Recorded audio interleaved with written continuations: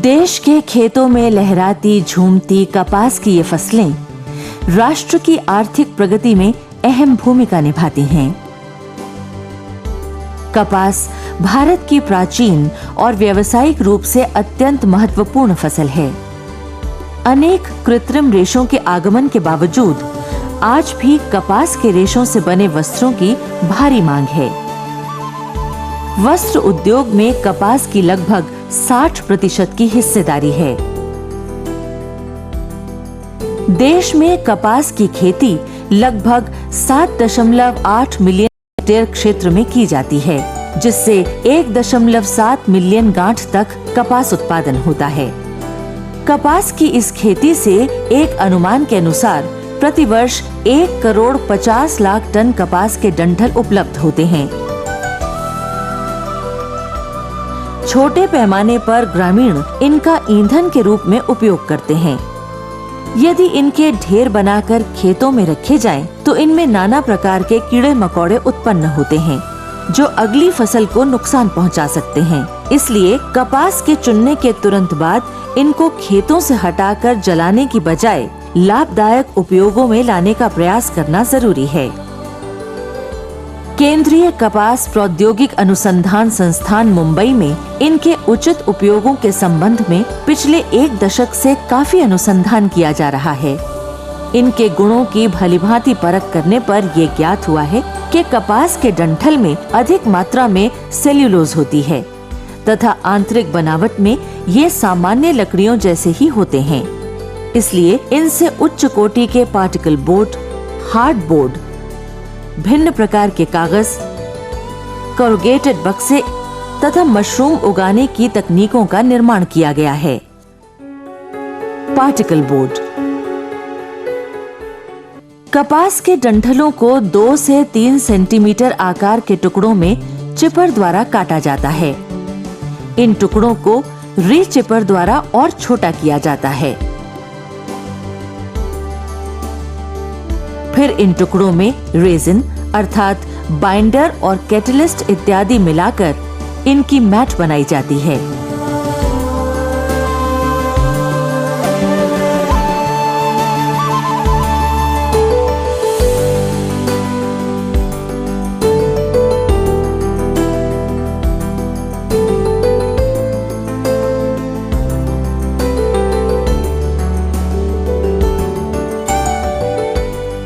इस मैट को hydraulic press यंत्र द्वारा उचित तापमान और दाब देकर उच्च कोटि के पार्टिकल बोर्ड बनाए जा सकते हैं। मिश्रण प्रक्रिया के दौरान उपयुक्त पदार्थों को मिश्रित करके इन्हें जल अवरोधक, दीमक प्रतिरोधी और अग्नि अवरोधक भी बनाया जा सकता है। इस तरह के बने पैनलों को ठंडा होने पर काट लिया जाता है तथा चिकनापन एवं एक समान मोटाई के लिए इनकी घिसाई की जाती है।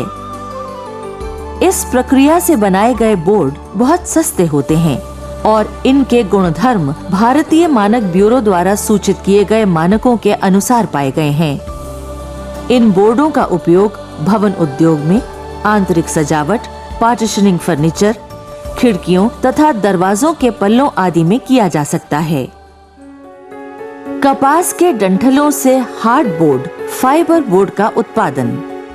कपास के डंठलों के टुकड़ों को भाप देकर उच्च तापमान पर मशीन द्वारा थर्मोमैकेनिकल लुगदी में परिवर्तित किया जाता है।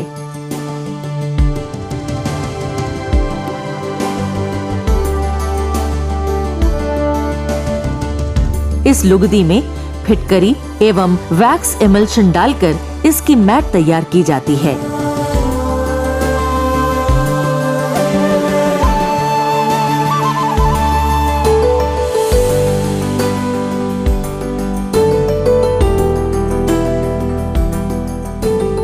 इस मैट को हाइड्रोलिक प्रेस यंत्र द्वारा उचित तापमान और दाब देकर उच्च कोटि के हार्ड बोर्ड तैयार किए जाते हैं।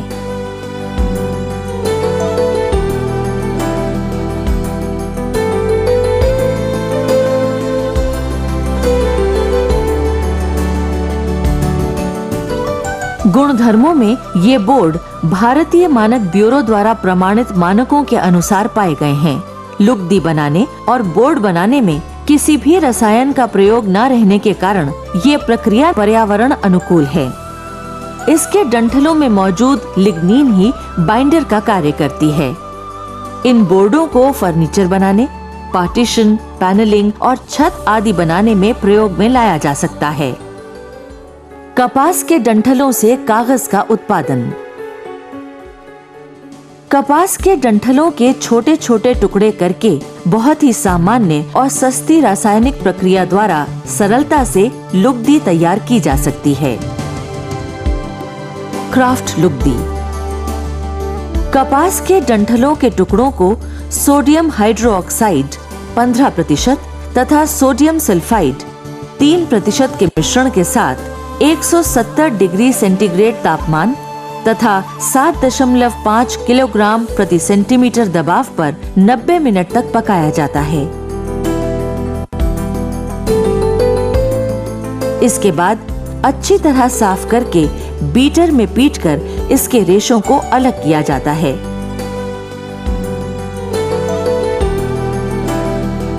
इस प्रकार बनी लुगदी से सीधे क्राफ्ट कागज तैयार किए जा सकते हैं।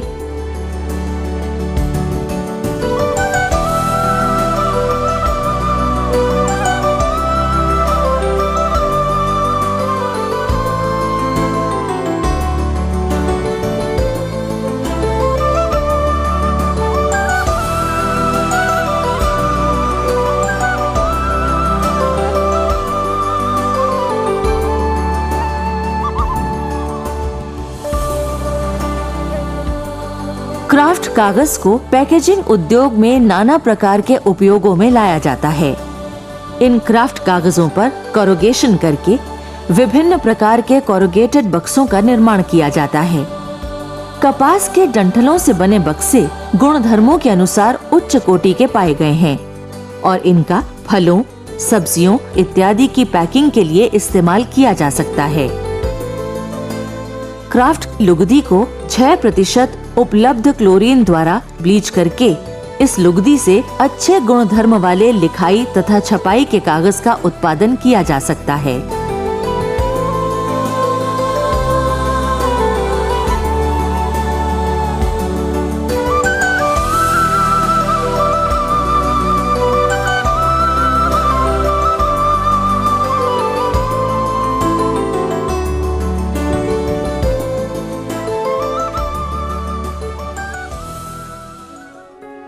कपास के डंठलों से खुम्बी अर्थात मशरूम।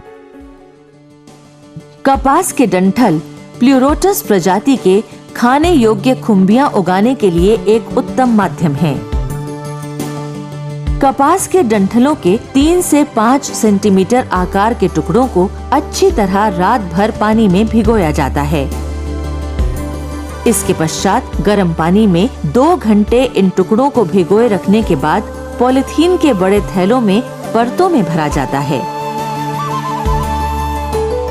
हर परत के ऊपर खुम्भी के बीजों को छिड़का जाता है और फिर कसकर बांधने के बाद एक कमरे में रखा जाता है जहां तापमान 25 से 30 अंश सेंटीग्रेड होता है।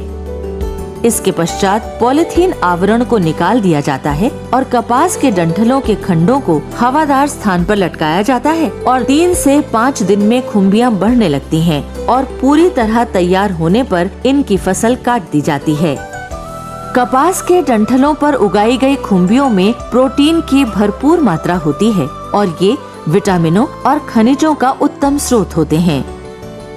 कपास के डंठलों के अलावा इसके अन्य उपोत्पाद बिनौले के बेहतर उपयोगों की तरफ भी ध्यान देना होगा। कपास के बीज खाद्य तेल के बेहतरीन स्रोत हैं, क्योंकि इनमें 17 से 25% तेल मौजूद होता है।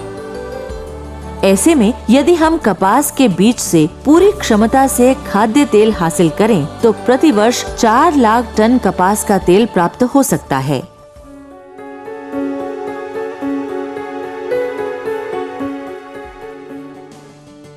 कपास के बीजों से तेल निकालने के लिए सबसे पहले इनकी सफाई करना जरूरी है, क्योंकि ओटाई के बाद अक्सर इनकी साफ सफाई पर ज्यादा ध्यान नहीं दिया जाता। तेल मिलों में बीजों की यांत्रिक ढंग से सफाई की जाती है। इस तरह धूल, गंदगी आदि से रहित साफ सुथरे बीज प्राप्त हो जाते हैं। परंतु इन साफ बीजों में भी कुछ रेशे लगे होते हैं जिन्हें लिंटर कहा जाता है।